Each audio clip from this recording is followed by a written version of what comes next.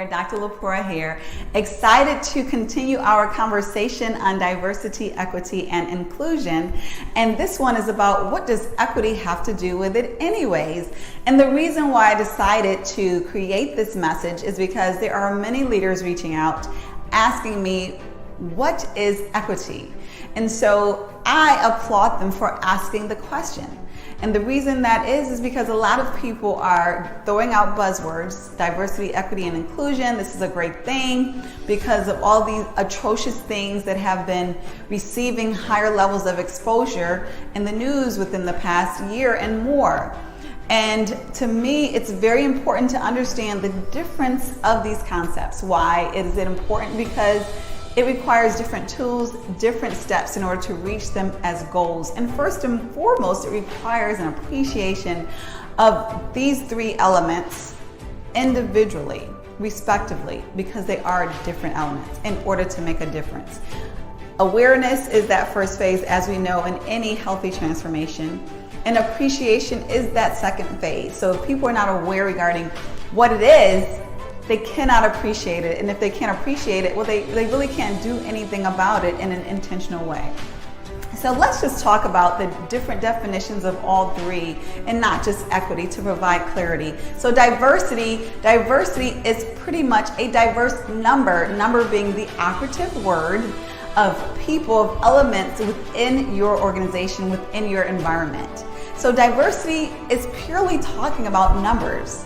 So whether you have, for example, 10% African American or 20% Indian or 5% Native American or whatever diverse category you want to use, we're talking about numbers when we're talking about diversity. So when you're talking about increasing diversity within your organization, you're talking about increasing the variety numerically of these respective represented groups. And sometimes within diversity, of course, organizations want to specifically target certain groups in order to expand that number within the organization. Why do they do that? For various reasons. For one, because it may more so reflect their customer base. It may be the area of representation that is specifically lacking within their organization. However, essentially and fundamentally, diversity means those numbers that are represented within your organization of these variety of categories that are represented from the majority as well as those of the minority. Now let's get into inclusion, because inclusion is probably a more commonly understood definition as well, similar to diversity. Now inclusion is talking about being inclusive within your organization. So when we hear inclusion now, what we are assuming is that inclusion is talking about being inclusive of everyone. And what does that mean? When you have an inclusive environment, it is a welcoming environment. It is not only a welcoming inside the door of your organization, it's a welcoming environment inside of the respective areas of your organization. So that means input into financial decision making. That means at the lunch tables, for example, it's a welcoming environment. That is when there are project teams being developed that have a large impact on a rollout of your organization. It is inclusive of all the different people within your organization. It is inclusive of ideas. So for example, if there's a discussion of decisions that are going to be made and there's a staff meeting, an inclusive environment would be inclusive of the ideas that are within that room. It would be inviting of what these different ideas may represent. So an inclusive environment is one that is warm. It's one that is connected. So it's one that is opposite of what you would think of when you would think of a very cliquish environment, you know, where everyone has their little segments, little corners, and you really cannot penetrate those barriers, those barricades within each clique. An inclusive environment is one that is more collaborative, where people are welcome and warm toward each other. It's a very specific culture, and you know it when you see it. And it's not one that typically happens without intention, because it is one that is intentionally going to make an effort to be inclusive of all those people who are different. And it makes it counterintuitive to our instinct oftentimes to categorize ourselves. So that is the essence of what inclusion is and what it looks like. So now let's talk about equity. And when I get into equity, I want to start off by saying what it is not.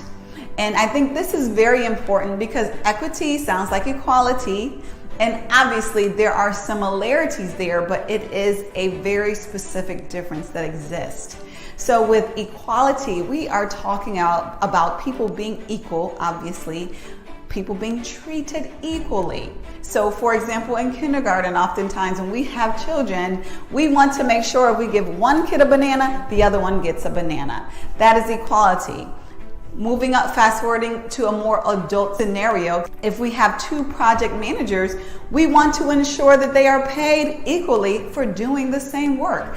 That is dealing with equality, a very important component, a very important concept and component of equity. Equity is taking it another step. What equity is saying specifically is that in order for us to ensure equality within our environment, we have to make equitable efforts. So what does that mean? That means if we have an organization, and I'm just using this randomly, not that it's a common scenario at all, but if we have an organization that, say for example, on the leadership board, it's 97% European American or white or whatever word you want to use, and it's 3% other, well, what we would want to say with that regard is, how do we make a more equitable environment on that leadership board? Well, one might say, well, let's just simply be fair in our promotions, in our succession planning, and treat everyone equally, and then they will rise in a distributed way to the top. Well, those who are proponents of an equitable environment would say, they will never be able to be equal if you are not making equitable efforts. And so that basically means supporting these underrepresented groups, these diverse groups, some call it minority groups, in a very specific way, giving even extra attention and effort in order to help them become equal. So it's not equal treatment. It is equitable treatment. It's basically extra attention, extra effort for those targeted underrepresented groups in order to create, ultimately, hopefully, an equal scenario, an equal situation.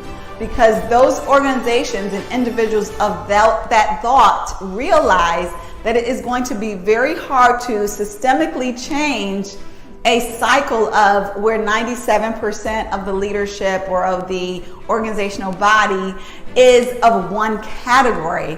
And in order to expedite that, or to even make it realistic, they put into place efforts that increase equity, that make it more equitable. What can those efforts look like? How can they manifest? Well, they can look like sponsorship programs where there are specific executive sponsors who are assigned to specific underrepresented groups.